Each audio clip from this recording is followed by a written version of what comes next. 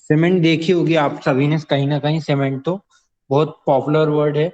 और अगर आप टॉप 5 यूसेस देखें, कौन सा मटेरियल सबसे ज्यादा यूज में आता, तो मेरे ख्याल से सीमेंट उनमें से एक होगा। आज के टाइम में डेवलप उसी जगह को कहते हैं जहां ज्यादा से ज्यादा सीमेंट, कंक्रीट कंक्रीट का जहां ज्यादा यूज करा गया। डेवलप नेशन बोल लो आप उसको, या डेवलपमेंट बोल लो। आज के टर्म में यही धारणा बन चुकी है कि भाई कंक्रीट का कोई स्ट्रक्चर है, कंक्रीट की रोड है, या फिर आपका अच्छा स्ट्रक्चर बना है, अगर वो कंक्रीट का है तो वो डेवलप कंट्री, डेवलप एरिया है, या डेवलप सिटी, या डेवलप आपका नेशन है ना। तो हम बात करते हैं वो कंक्रीट बनती कहाँ से, सीमेंट से, है ना।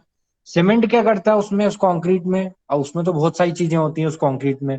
आपकी रेत होती है जिसको हम सैंड बोलते हैं, फिर एक आपकी गिट्टी होती है, फिर उसको हम जिसको हम बोलते हैं कोर्स एग्रीगेट, है ना। कोर्स एग्रीगेट बोलते हैं उसको। फिर एक सीमेंट भी होती है। फिर और भी कुछ मटेरियल डलता है उसके साथ ना। वाटर एक इम्पोर्टेंट कंपोनेंट है। तो अब इन सब में सीमेंट क्या करता है ऐसा, है ना। तो ये रोल हमें पता करना है ना। तो सीमेंट कुछ खास नहीं करता। देखिए ये एक तरीके का है ना बाइंडिंग मटेरियल है, बाइंडिंग सब्सटेंस है का। ये क्या करता है, चिपका के रखता है, चिपका के रखता है बाकी पार्टिकल को। जैसे सैंड है आपका, या फिर आपका कोर्स एग्रीगेट। कोर्स एग्रीगेट यानी गिट्टी, जिसे हम बड़े पार्टिकल जो होते हैं जो उसमें, उसकी बात कर रहे हैं। तो जब सैंड और कोर्स एग्रीगेट को हम चिपकाना है हमको, देखो बल्कीनेस कैसे आएगा, जब आपके पास मास होगा ज्यादा, ऐसा मास होगा, मतलब ऐसा मास डेंसिटी आप कब प्रोवाइड कर पाओगे किसी मटेरियल के लिए, जब आप डेंस अच्छा ऐसा मटेरियल यूज करो जो डेंस हो काफी। अब आप डेंसिटी तो ऐसा अचीव कर नहीं सकते जब आप बना रहे हो कोई स्ट्रक्चर, वरना पत्थरों के स्ट्रक्चर बनाओगे। ऐसा हो सकता है क्या, कोई मजबूत स्ट्रक्चर तभी बनेगा ना जब उसकी डेंसिटी अच्छी हो। लेकिन पत्थर वो कंक्रीट में भी हमको डेंसिटी अच्छी चाहिए, तो हम क्या करते हैं, पत्थरों के छोटे छोटे पीसेस करते हैं, है ना। फिर उसके बाद हम क्या करते हैं, सैंड डालते हैं उसकी जगह को फिल करने के लिए।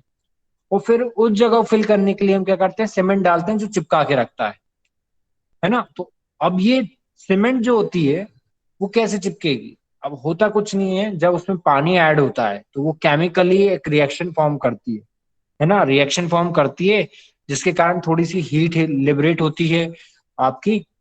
और फिर धीरे धीरे जब जब वो अपनी प्लास्टिसिटी लूज करती जाती है और एक हार्डन सब्सटेंस बना लेती है, जिसको ब्रेक करना आसान नहीं होता।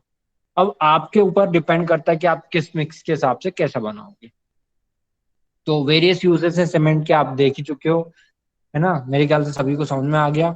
एक केमिकल रिएक्शन है और कुछ नहीं, हाइड्रेशन होता है उसके अंदर, वाटर के अंदर सोलुबल होके, तो वो कंपोनेंट बनाते हैं, वो कुछ कंपोनेंट बनाते हैं जिसके कारण आपका क्या कहते हैं, स्ट्रेंथ आती है। अब देखिए यहाँ पे यूजेस क्या क्या है, बहुत से यूजेस है, वेरियस यूजेस हैं।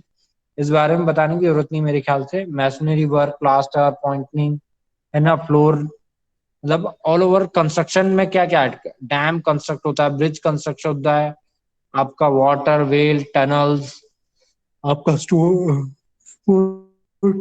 सॉरी, स्टेडियम, शोर, एसेट्रा, मतलब बहुत सी चीजें हैं जो आपका बनते हैं। जैसे पीवीसी पाइप्स बनने लगे हैं आजकल तो, है ना। आजकल तो मैं आपको बताऊं कि आज इनोवेशन रिसर्च हो रहा है, इंडिया में भी काफी हो रहा है। तो ऐसे सीमेंट बनाने लगे हैं, मतलब ऐसी चीजें बना रहे हैं, ऐसे टाइल्स बना रहे हैं जो स्पेस में भी काम कर सके। इंडिया जो है इसरो डेवलप कर रहा है ऐसे टाइल्स, है ना, जो स्पेस में हम फिट कर सके। जो स्टेशन बनाएंगे, स्पेस स्टेशन, वो बना रहे हैं। प्लस अब ऐसी कंक्रीट आ गई है जो रात में चमक सके, रात में लाइट एमिट करती है, वो दिन में स्टोर करती है और रात को एमिट करती है, ऐसी बन चुकी है कंक्रीट, है ना। तो अलग अलग टाइप्स की कंक्रीट होती हैं।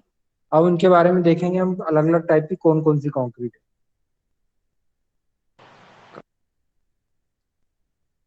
क्या किसी को कोई डाउट है क्या, कोई भी चीज में टाइप्स कब आते हैं, जब आपको क्या कहते हैं, जब उसमें क्या कहते हैं आपको डिफरेंशिएट करना है, उसका अलग अलग पर्पस यूसेस करना है। तो वो आप कैसे निकालोगे, उसका सिंपल तरीका है भाई, कि आप उसका जो यूसेस, जहां जहां यूसेस करना है आपको, उस तरीके से निकाल लो। या फिर वो किस तरीके से पाई जाती चीजें, मतलब बनने का तरीका एक होता है, और एक होता है कि उसके कंपोनेंट किस किस के कहाँ से आते हैं, मतलब उसके कंपोनेंट मिक्सअप कैसा आएगा, है ना, और एक बनने का प्रोसेस कैसा है उसका।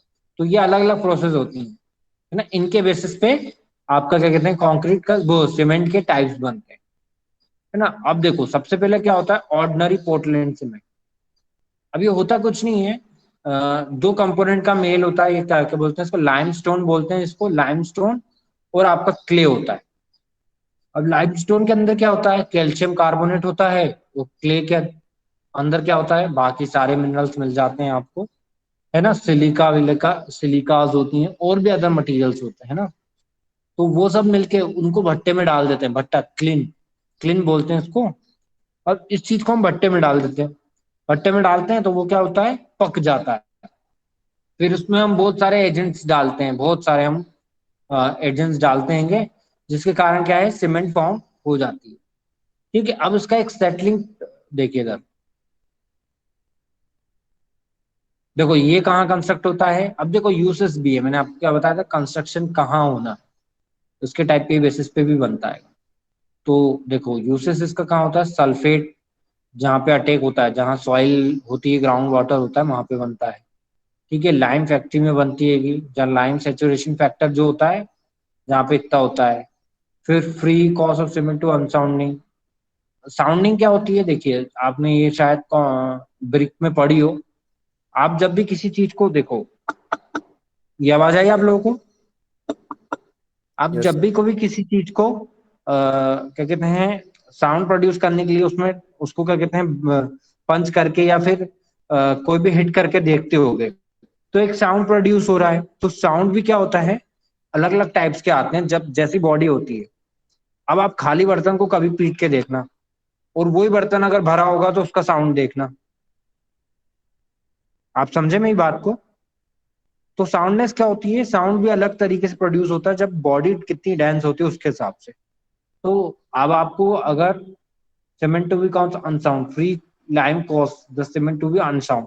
अब कई बार क्या होता है सीमेंट अनसाउंड भी होना चाहिए। सीमेंट अनसाउंड कैसी होती है, आपके बीच में क्या होता है पोर्स नहीं होना चाहिए। कई बार क्या होता है मिक्सिंग अच्छे से नहीं होती तो बीच में लम्प्स बन जाते हैं, छोटे छोटे पोर्स बन जाते हैं, एयर के आ जाते हैं या फिर वाटर बबल्स होते हैं, वो उसके अंदर आ जाते हैं, तो ये साउंड प्रोड्यूस करता है ऐसे में। ठीक है, तो लाइम कॉस्ट फ्री होना चाहिए वो।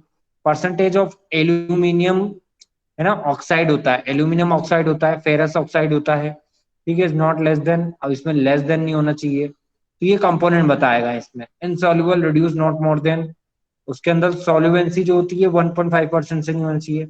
अब देखिए यहाँ पे तीन चार कंपोनेंट बनते हैं, इस बारे में बताया गया। देखिए यहाँ पे अब जब भी केमिकल रिएक्ट होती है तो देखो चार कंपोनेंट बनते हैं, है ना। चार कंपोनेंट कौन कौन से बनते हैं, tri silicate, di silicate, tri calcium aluminate, ठीक है, और टेट्रा कैल्शियम एल्यूमिन फेरेट। ये चार कंपोनेंट बनते हैं जब भी आपका रिएक्शन होता है, सीमेंट का और आपका वाटर का रिएक्शन होता है। तो ये चार कंपोनेंट क्या करते हैं अलग अलग फंक्शन करते हैं। ठीक है, इनके अलग अलग क्या कहते हैं परसेंटेज से जब आप भट्टे में निकल के बनता है, तो ये जो कंपोनेंट जो होते हैं जब ये फॉर्म करते हैं, तो इनका अगर परसेंटेज अलग अलग होगा तो ये अलग अलग आपको क्या कहते हैं यूसेस देंगे, अलग अलग यूसेस देंगे आपको। क्या कहते हैं कोई स्पेसिफाई नहीं करना, स्पेसिफिक अलग यूसेस के लिए बना सकते हैं। अब देखो इसका यूसेस कहाँ कहाँ हो सकता है। आप जब मरीन स्ट्रक्चर बनाओगे, मरीन स्ट्रक्चर जैसे समुद्र में बनाया आपने, है ना, तो जैसे डक्स बनते हैं, पोर्ट हवल पोर्ट्स बनते हैं। तो ये जो पोर्ट्स बनते हैं डक्ट्स होते हैं, इनमें क्या होता है सल्फर अटैक की बहुत ज्यादा चांसेस होती है। आपका सोडियम से अटैक हो सकता है, मतलब जो सोडियम जो होता है वो अटैक कर सकता है। तो होता क्या है उसमें डिसइंटीग्रेट हो जाती है सीमेंट। डिसइंटीग्रेट मतलब फेलियर हो जाता है, उसमें सड़ने लगती है ना। सीमेंट भी सड़ती है कि ऐसा कोई सब्सटेंस नहीं है जो सड़ता नहीं है ना। अर्थ पे कुछ ना कुछ तो ऐसा कुछ होता है कंपोनेंट कि वो ब्रेक होना स्टार्ट कर देता है, डिकम्पोज होना स्टार्ट कर देता है। तो ये भी कहीं ना कहीं ब्रेक होता है किसी न किसी अटैक के कारण। तो ये जो कंपोनेंट होते हैं इसमें से कोई सा भी एक कंपोनेंट ज्यादा कर दो, मतलब कोई सा भी नहीं, मतलब जिस जो कंपोनेंट क्या कहते हैं उस चीज को रेसिस्ट करता है उसको ज्यादा कर दो तो आपका उस पर्पस के लिए यूज होगी। तो टाइप्स पढ़ने से पहले हम थोड़ा इनके बारे में जान लेते हैं कि क्या क्या यूज कंपोजिशन होते हैं। क्लिंकर, क्लिंकर बोलते हैं, क्लिंकर जो आपका रॉ मटेरियल जाता है ना, जो क्लीन भट्टे में जो जाता है रॉ मटेरियल, गर्म होके आता है, जो उसके बाद भट्टे में गर्म होके आता है, उसके बाद जो मटेरियल बनता है उसको क्लिंकर बोलते हैं।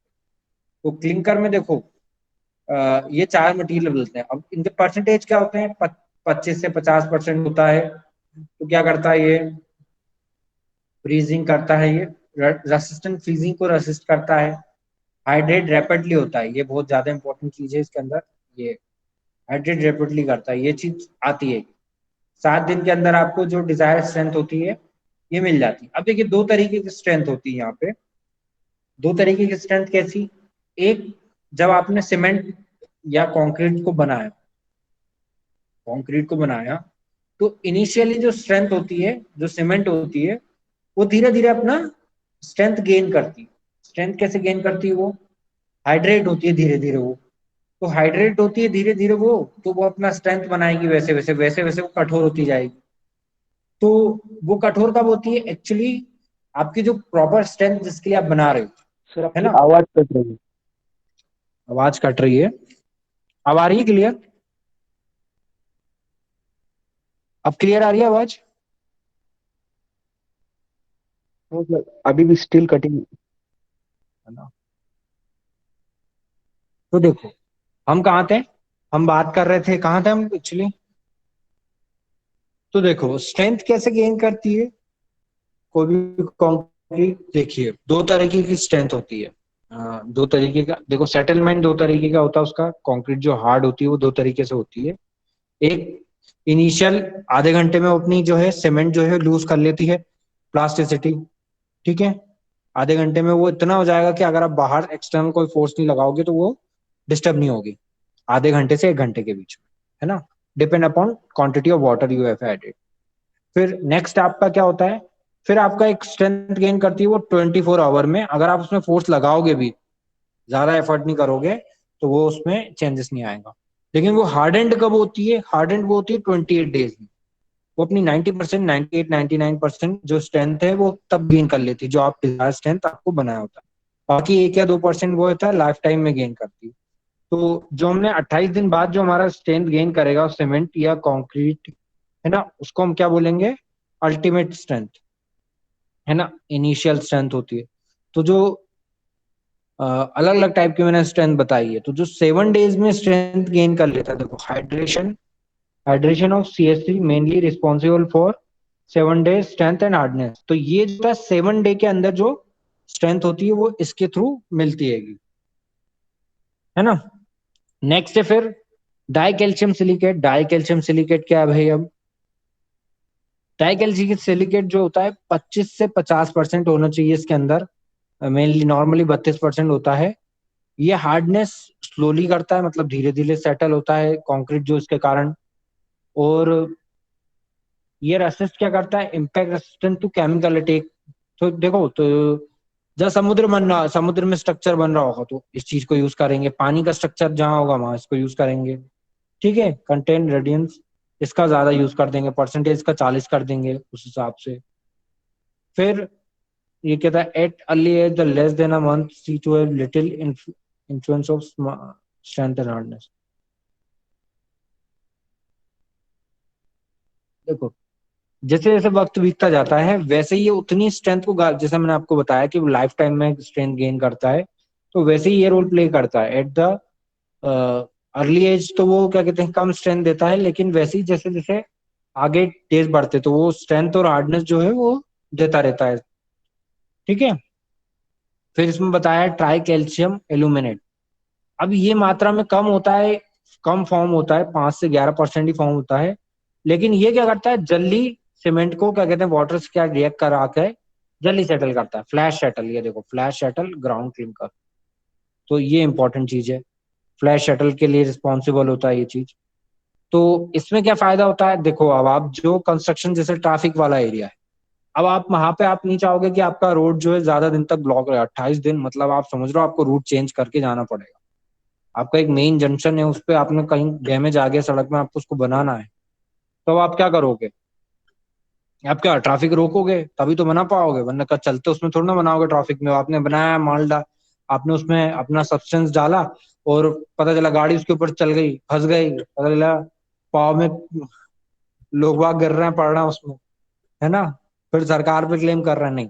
फिर आप क्या करोगे, फिर ऐसी सीमेंट लाओगे कंक्रीट बनाने के लिए जो जल्दी सेटल करे उसको। ठीक है, तो ये क्या करता है, फ्लैश फ्लैश सेटिंग, जो सेटिंग टाइम होता है जो उसको हार्डन करने के लिए, जो 24 आवर होता है वो ना देके, या 1 वीक में जो स्ट्रेंथ गेन होती है वो ना देके जल्दी गेन करता है, ये फ्लैश सेटल के लिए रिस्पॉन्सिबल होता है।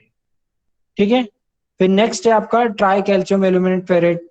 ये भी बहुत इंपॉर्टेंट रहेगा, ये भी लेकिन फ्लैश सेटल के लिए जनरेशन होता है, ठीक है, मतलब रिस्पॉन्सिबल होता है। लेकिन ये क्या करता है, हीट जो है कम प्रोड्यूस करता है। अब देखो, हीट कम प्रोड्यूस करने के क्या फायदे हैं। आपने डैम बनाया, डैम में कितनी कंक्रीट यूज होती है। अब अगर आपका हीट अगर सही जगह से नहीं निकल पाई, हीट अगर नहीं निकलेगी, जैसे आपने कंक्रीट का सड़क बनाई, अगर हीट नहीं निकल पा रही, तो होता क्या है, उसमें अगर हीट नहीं निकलेगी, उसका पाथ नहीं मिलेगा, तो वो क्या करेगी, स्ट्रक्चर को क्रेक ला देगी।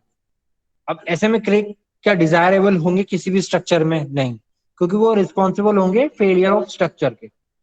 तो आप क्या करोगे, इस कंपोनेंट को यूज करोगे, तो ये हीट जो है कम प्रोड्यूस करेगा, जिसके कारण आप ज्यादा से ज्यादा कंक्रीटिंग वर्क कर सकते हो। तो ज्यादा कंक्रीटिंग वर्क के लिए आप इसका परसेंटेज बढ़ा सकते हो, बाकी के कम कर सकते हो। तो ये मेरे ख्याल से ये आपको समझ में आ गया होगा कि देखो, सीमेंट में अब पता कैसे चलेगा अच्छी है बुरी है, तो उसके पर्पस किस चीज के लिए यूज करना है आपको, वो डिपेंड करता है उस टाइप के आप टेस्ट लगाओगे। जैसे कि आपको फील्ड में बनाना है, ऐसा स्ट्रक्चर प्लेसिंग में आपको दिक्कत जा रही है, तो आप उस हिसाब से टेस्ट करोगे। तो आपको क्या कहते हैं, फिजिकल स्ट्रेंथिंग देनी है तो उस हिसाब के टेस्ट करोगे आप। ठीक है, फिजिकल प्रॉपर्टी सीमेंट के उस हिसाब से उसके टेस्ट सीमेंट की करोगे। तो ये अलग अलग टेस्ट होते हैं। अब देखिए इसमें टेस्ट क्या क्या होते हैं वो हम देखते हैं। देखो, फील्ड टेस्ट होता है, फील्ड में क्या होता है, क्वालिटी ऑफ सीमेंट चेक करी जाती है। वो टाइप होते हैं जनरली इसमें, कलर, फिजिकल और स्ट्रेंथ, फिजिकल प्रॉपर्टीज इसमें देखी जाती है। ठीक है, तो देखिए पहले क्या आ गया, कलर आ गया। कलर क्या होता है, अब आपका कलर कैसा आएगा। कई बार क्या होता है, सीमेंट क्या होती है, हमको समझ में आती है कि डिजायर स्ट्रेंथ देगी कि नहीं देगी, वो कैसे पता करेंगे हम उसका कलर देखेंगे। तो अभी मैंने आपको बताया grey colour, grey greenish colour होता है वो, है ना। आप कलर देखोगे सीमेंट का, अगर मान लो वो डार्क है, ग्रे कलर नहीं है, ब्लैक कलर की आ रही है, या हल्का सा ग्रीनिश ज्यादा है, ब्लू ज्यादा है, तो उसमें होता क्या आएगा कि वो सीमेंट या तो ज्यादा जल गई है, या कोई सा कंपोनेंट उसमें ज्यादा आ गया है। जैसे आप ब्रिक्स देखते होगे, ब्रिक्स में कई बार आपको नीला नीला दिखता होगा, कहीं ना कहीं आपने ब्रिक्स देखी होगी, वैसे ही सीमेंट का होता है केस। तो सीमेंट में भी कई बार कलर के कारण आपका ग्रेनिश शेड आता है, ग्रीनिश शेड आता है। ये देखिए यहाँ पे लिखा है ग्रीनिश शेड, है ना, ग्रे ग्रीनिश शेड आता है, grey colour with light greenish shade. इस चीज को आपको याद रखना है, ये बहुत इंपॉर्टेंट चीज है। अब फिजिकल प्रॉपर्टी कैसी होती है उसकी, भाई स्मूथ होना चाहिए। अब सीमेंट क्या होता है, फाइन होनी चाहिए ना भाई, ज्यादा फाइन होगी तभी तो वो फोर्स में बैठेगी। बीच बीच में जो हमने बताया था कंक्रीट के बीच में सैंड होती है, सैंड सैंड और क्या कहते हैं आपका एग्रीगेट के बीच में उसको प्लेस करना है। तो अब उसके बीच में इतनी जगह तो होनी चाहिए ना कि वो आराम से हो जाए, सेटल हो जाए, बारीक से बारीक जगह छेद में चले जाए, तो वो बहुत फाइन होनी चाहिए। ठीक है, वो कैसे आएगा, आप 2 फिंगर पे रख के देखो उसको, रब करके आपको पता चल जाएगा स्मूथ है। फिर अब सीमेंट जो होना चाहिए वो कूल होना चाहिए भाई। जैसे अगर मॉइस्चर के कांटेक्ट में जाता है, फिजिकल में बात कर रहे हैं, अगर वो मॉइस्चर के कांटेक्ट में है, अगर उसके अंदर नमी है, पाउडर नहीं है, वो पूरा थोड़ा थोड़ा, जैसे कोई भी पाउडर आपने सब्सटेंस देखा होगा, अगर उसके अंदर थोड़ा सा मॉइस्चर आ जाता है तो वो कैसा हो जाता है। अगर सीमेंट के अंदर मॉइस्चर ऑलरेडी है तो मतलब वो स्ट्रेंथ अपनी आधी लूज कर चुका है, वो डिजायर स्ट्रेंथ आपको देगा ही नहीं, है ना। तो ये फिजिकल टेस्ट में आते हैं। फिजिकल मतलब जो आप खुद करके देखते हो, सामने आंखों देखा। ठीक है, फिर प्रेजेंस ऑफ लम्प्स। लम्प्स क्या होते हैं, जो गड्ढे बन जाते हैं ना सीमेंट में, गड्ढे गड्ढे टाइप के बनते हैं ना, उसको लम्प्स बोलते हैं। तो लम्प्स नहीं होना चाहिए, cement should be free from lumps. ठीक है, मॉइस्चर सीमेंट कंटेन 5%, 5 से 8% इंक्रीज वॉल्यूम में भी much 20 to 40% depend upon the grade of steel. अब देखो मॉइस्चर कंटेंट क्या होता है, जब आप मॉइस्चर कंटेंट बढ़ जाता है तो वॉल्यूम भी बढ़ेगी सीमेंट की। ऑब्वियस सी है, आपका मॉइस्चर जो पानी जो उसके अंदर जाएगा वो रिएक्ट करता है सीमेंट के साथ, तो कहीं ना कहीं वो कुछ नया सब्सटेंस बना रहा है। तो नया सब्सटेंस पहले जो मटेरियल था उससे ज्यादा कुछ ना कुछ क्वांटिटी में बना, तो क्या होता है 5 से 8% बढ़ जाता है ना। Moisture contain of the increase of volume of much 20 to 40% depend upon the grade of. अब ये स्टील के ग्रेड डिपेंड भी करता है कि सैंड का ग्रेड क्या है। सैंड का ग्रेड क्या होता है, सैंड में एक प्रॉपर्टी होती है कि वो वाटर ऑब्जॉर्व करके रखती है ना। आप ये आप कभी घर बनाओगे अपना, तो ये आपके लिए बहुत फायदेमंद चीज बता रहा हूँ, पैसे बचत वाली चीज है। होता क्या है, सैंड के अंदर बहुत ज्यादा वाटर ऑब्जॉर्व हो जाता है। इसका क्या होता है, ठेकेदार उठाते हैं फायदा। वो क्या करते हैं, ट्रक के अंदर क्या होता है, रेत भर लेते हैं। रेत भरते हैं और उसके अंदर क्या करते हैं, पानी चलाना चालू कर देते हैं। तो वो क्या करता है, बल्क मतलब उसमें बल्कनेस आ जाती है, मतलब कि वो फूलने लगता है। वो सीमेंट फूलने लगती है और एक टाइम आता है कि वो ट्रक जो होता है, अगर आपने 25% खा लिया ऐसा, जैसे मान ली 20% खा लिया ट्रक, तो उसमें आपने पानी ऐड कर दिया, तो वो क्या होता है, फूल के बड़ा हो जाएगा, तो वो पूरा भरा हुआ दिखेगा। तो ये बहुत कॉमनली चीज करते हैं ये लोग, सैंड जो आपका क्या कहते हैं प्लेसिंग करते हैं। तो ये चीज अगर आप घर बनाओ तो ये चीज देखना कि ज्यादा मॉइस्चर प्रेजेंट ना हो, सैंड लेना ही मत वाली, है ना। नहीं भैया पानी ज्यादा है इसमें। तो ये एक चीज हरकतें करते हैं ये, है ना, इस तरीके की। तो आप ये चीज देखें। फिर नेक्स्ट स्ट्रेंथ, स्ट्रेंथ के लिए अब टेस्ट होते हैं। अब स्ट्रेंथ के लिए कौन कौन से टेस्ट होते हैं, देखो विद इन 24 आवर भी होते हैं, विद इन 28 आवर्स भी होते हैं, है ना। अब कौन कौन से स्ट्रेंथ के लिए टेस्ट होते हैं, ये लेबोरेटरी टेस्ट है, ये आपको खुद नहीं करना, है ना। तो अब हम टेस्ट देखेंगे, finance, compression, consistency, setting time, soundness, tensile strength. अब देखिए हमें इसके बारे में बताते हैं। Finance test. फाइनेस भैया हम बता ही चुके हैं आपको कि बारीक होना चाहिए। जितना बारीक होगा, जितना उसका सरफेस एरिया ज्यादा होगा, सरफेस एरिया ज्यादा करने के लिए क्या होगा, उसको पार्टिकल को ज्यादा ज्यादा फाइन करना पड़ेगा, है ना। एक बुक है, अगर मैं आपसे बोलूं कि इसको क्या कहते हैं पूरे कमरे में फैलाना है, तो आप क्या करोगे, ये बुक के कंपोनेंट पूरे कमरे में फैलाना चाहिए, तो उसको फाड़ फाड़ के क्या करोगे, बिछा दोगे, है ना। बुक के साथ ऐसा नहीं करना चाहिए, लेकिन एक एग्जाम्पल दिया, पहले बिछा दिया आपने, हाँ वो एक कमरे में फैल जाए, ये बुक ने भर दिया पूरा कमरा, ये बुक ने कमरा फैल दिया, तो सरफेस एरिया बढ़ा दिया हमने उसका। चीज समझ में आई, है ना। एक बाल्टी पानी आपके बाल्टी में भी रह सकता है, और उसी बाल्टी पानी को आप चाहो तो पूरे कमरे में फैला दो, है ना। तो सरफेस एरिया बढ़ जाता है। तो उस चीज के लिए फाइनेस, फाइनेस टेस्ट होता है। तो ये क्या होता है, सीव टेस्ट होता है एक तरीके से। 100 ग्राम टेस्ट करते हैं, पास करते हैं, 15 मिनट तक हम BIS सीव होती है, जिसका नंबर होता है 9, है ना। देखो क्या टेस्ट होते हैं सीमेंट पे। फाइनेंस टेस्ट देख लिया हमने। देखो क्या होता है, 15 मिनट तक आपको सीव 100 ग्राम जो है सीमेंट पास करवानी पड़ती है। सीव क्या होती है, छन्नी, जिससे आप आटा छानते हो, वो भी एक छन्नी है, वैसी छन्नी इधर आती है। ठीक है, तो सीव नंबर 9 की BIS कोड होता है, एक स्टैंडर्ड होता है ना। जैसे इंडियन स्टैंडर्ड एक होता है, ISI कोड लगता है, ISI देखा है आपने, IS मार्क लगता है, वैसी स्टैंडर्ड कोड होता है। BIS मार्क भी होता है, आपने सुना होगा कहीं ना कहीं। वैसे ही BIS स्टैंडर्ड में सीव नंबर 9 होती है ना। तो उसमें हम क्या करते हैं, उसको वेट कर लेते हैं, सीमेंट जितनी भी हमने डाली है, इस weight should be 10% of original weight. और फिर हम उसको पास करते हैं, reduce then the weight and this will not. अब होता क्या है कि सीमा हमने ये टेस्ट करके रखा, फिर हम क्या करेंगे, रिड्यूस उसका जो वेट है वो है ना 10% से कम नहीं होना चाहिए। मतलब मान लो जैसे 100 ग्राम आपने टेस्ट करा, तो वो 90% जो है उस सीव के नीचे मिल जाना चाहिए आपको। 90 ग्राम जो है, 90 नहीं, 91% मिल जाना, 91 ग्राम जो है नीचे मिल जाना चाहिए सीव के नीचे, सीव के ऊपर रिटेन नहीं करना चाहिए। ठीक है। फिर परमेबिलिटी एपरेटर टेस्ट भी होता है एक। परमेबिलिटी एपरेटर टेस्ट क्या होता है, area of cement is particles is calculated. इस टेस्ट में क्या होता है, पार्टिकल्स की, ये ज्यादा नहीं आएगा डिटेल में आपको, क्योंकि आपका सिविल है नहीं ब्रांच, तो डिटेल में नहीं पूछेंगे। आप थोड़ा बहुत भी इसके बारे में लिख दोगे तो कोई दिक्कत नहीं। ठीक है। फिर एक कंप्रेसिव स्ट्रेंथ, ये बहुत ही इंपॉर्टेंट है। आपने कहीं ना कहीं स्ट्रक्चर देखा होगा, तो वो जितने भी स्ट्रक्चर बनते हैं, अगर कंप्रेसिव स्ट्रेंथ नहीं देता सही कंक्रीट, तो वो क्या कहते हैं, स्ट्रक्चर कोलैप्स हो जाता है ना। तो कंप्रेसिव स्ट्रेंथ देख के ही स्ट्रक्चर बनाया जाता है। जो भी मिक्सिंग होती है उसके स्ट्रक्चर क्या कहते हैं, कंप्रेसिव स्ट्रेंथ देखते हैं। तो सीमेंट के भी कंप्रेसिव स्ट्रेंथ निकालते हैं हम। क्या करते हैं, सीमेंट को मोटार में मिक्स कर देते हैं, फिर क्या करते हैं उसमें वाटर 0.4% डालते हैं, जो भी उसका वॉल्यूम होता है वेट का या वॉल्यूम का, जो भी आपको डालना हो, ठीक है, डालते हैं। फिर उसको मोल्ड में हम फिक्स करते हैं। तो मोल्ड होता है ये, है ना, इतने ग्राम की सीमेंट आती है लगभग उसमें। फिर जब हम उसको क्या कहते हैं, हार्डेंड हो जाता है, तो एक मशीन आती है ना, क्यूब की कंप्रेसिव स्ट्रेंथ टेस्ट करने के लिए। उसको 3 दिन तक हम क्या करते हैं, हाँ मैं क्यूरिंग के बारे में बताना भूल गया था। क्यूरिंग क्या होती है,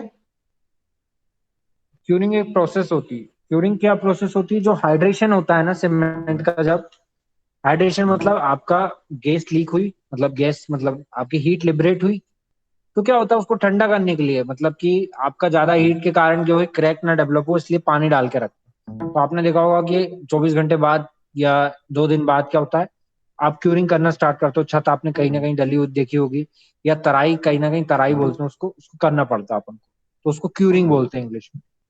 तो ठीक है, तो जब आप टेस्ट बनाओगे तो उसको क्या करोगे, क्यूरिंग करोगे उसका कब तक, ये इसमें दिया है 3 दिन से 7 दिन तक के अलग अलग क्यूब बनाओगे। फिर उसको क्यूरिंग करोगे 3 से 7 दिन तक, है ना। और फिर 7 दिन, 3 से जो अलग अलग दिन होंगे उसमें टेस्ट करके देखोगे, है ना, कब वो कितनी स्ट्रेंथ दे रहा है। तो आपको पता चल जाएगा कि वो डिजायर स्ट्रेंथ मिल रही कि नहीं मिल रही। अब ये टेस्ट होता कैसे है, टेस्ट हम देखेंगे। देखो, टेस्ट कुछ नहीं होता यहाँ पे। अ,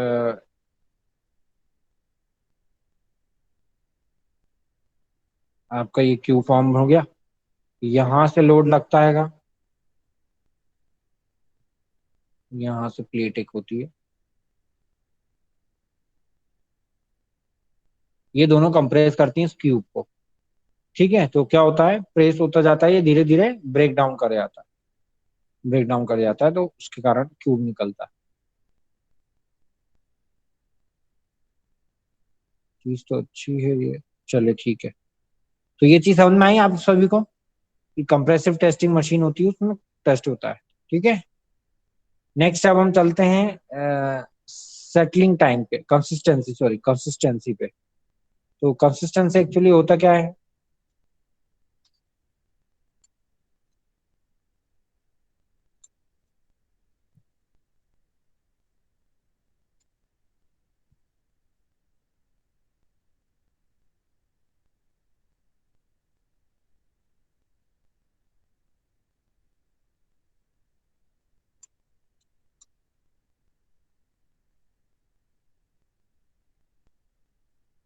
चलिए कंसिस्टेंसी क्या होता है।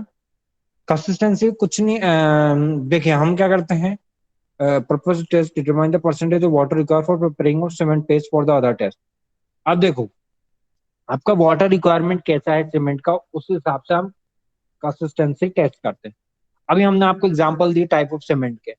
अब देखो सीमेंट में एक प्रॉपर्टी होती है जिसको रेनोलॉजी बोलते हैं। अब ये एक प्रॉपर्टी होती है, आपने सीमेंट को देखा होगा कि वो स्टार्टिंग में कैसा करता है, सेमी फ्लूइड की तरह एक्ट करता है, फ्लूइड की तरह फ्लो होता है वो।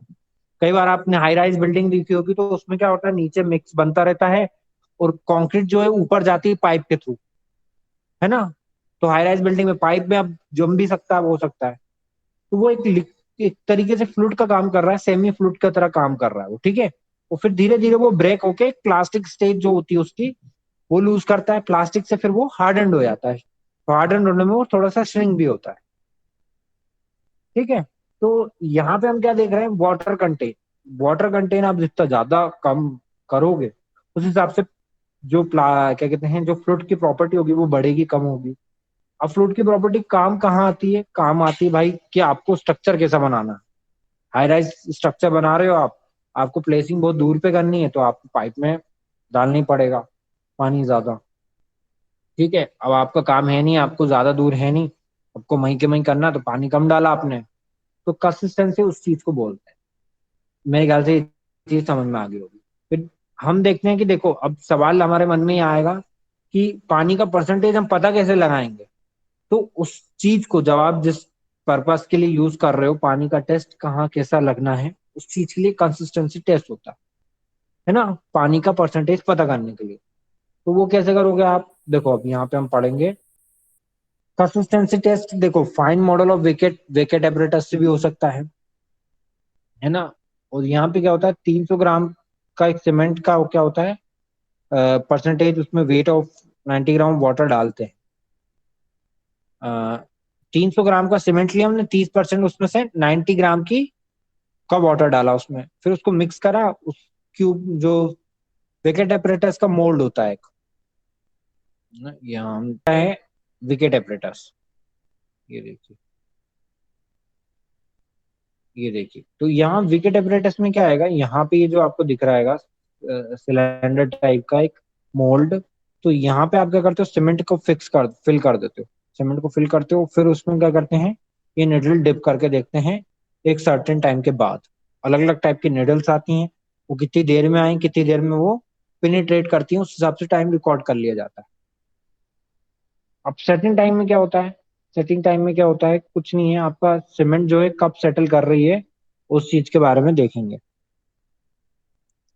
ठीक है, सेटल कब करती है, तो सेटलिंग टाइम भी अलग अलग निकाल के आता है, वेकेट अपरेटस से ही निकाला जाता है, उसमें मोल्ड डाला जाता है, निडल का बस साइज चेंज हो जाता है। और टाइम जो होता है स्पेसिफिक मैन का, वो अलग अलग टाइम पे रिकॉर्ड करते हैं, 30 मिनट 60 मिनट, उसको सीमेंट को रख के फिर यूज करते हैं। ठीक है, फिर साउंडनेस देखते हैं। साउंडनेस मैंने आपको अभी बताया ही था कि वो कितनी ज्यादा डेंस है उसके ऊपर डिपेंड करता है। तो उसी तरीके से इसको करते हैं। अब इसके लिए एक ली चैटले apparatus आता है ना। ये ये दिख रहा है ना आपको, ये जो होता है कांच ले, इस पे बनाया जाता है आपका मिक्स, फिर उसको प्लेस कर दिया जाता है। ठीक है, ये है आपका डिस्टेंस, ये देखो अलग डिस्टेंस। अब इसका है ना लेंथ भी होती है, 165 होती है, लगभग 165 होती है, और उसका डाया कितना होता है, 30 mm, है ना। 30 mm के बीच के सिलेंडर का पार्ट होता है। ठीक है, तो फिर अब नेक्स्ट हम चलते हैं। अब हमारा कौन सा टेस्ट बचा है, टेंसाइल स्ट्रेंथ टेस्ट। देखिए सीमेंट जो होती है, टेंसाइल स्ट्रेंथ आपने सभी ने देखा, अभी आपने टेंसाइल किसे बोलते हैं, जब हम किसी भी चीज को खींच के देखते होंगे। खींचते हैं मतलब जैसे रबर की तरह एक्सपांड करते हैं, रबर आपने देखी होगी किस तरीके से आप स्ट्रेच करते हो उसको, दोनों तरफ फोर्स लगाने पड़ते हैं, वैसे टेंसाइल स्ट्रेंथ होता है। वैसे कंप्रेशन होता है, कंप्रेशन में क्या होता है, बस आपके क्या कहते हैं जो फोर्सेस होते हैं वो क्या किस तरफ हो जाते हैं, एक दूसरे के आमने सामने हो जाते हैं, उसको चीज को छोटा करने की कोशिश करेंगे, है ना, उसको हम कंप्रेसिव फोर्स बोलेंगे। तो क्यूब में हमने इस तरीके से कंप्रेसिव फोर्स टेस्ट करा था, वैसे ही टेंसाइल टेस्ट होता है। टेंसाइल टेस्ट में आप क्या करते हो, उस चीज को क्या करते हो, एक्सपैंड करने की कोशिश करते हो, लेंथ बढ़ाने की कोशिश करते हो। तो टेंसाइल टेस्ट देखिए, अब मैं आपको दिखाता हूँ यहाँ पे टेंसाइल टेस्ट कैसे वीक होती है। ऑलरेडी बहुत सीमेंट जो होती है बहुत वीक होती है टेंसाइल में, तो वो उतनी एक्सपैंड नहीं करती। जब आप इस पे फोर्स लगाते हो दोनों तरफ से फोर्स लगाते हो, तो वो उतना आपको स्ट्रेंथ नहीं दे पाती। ठीक है, नेक्स्ट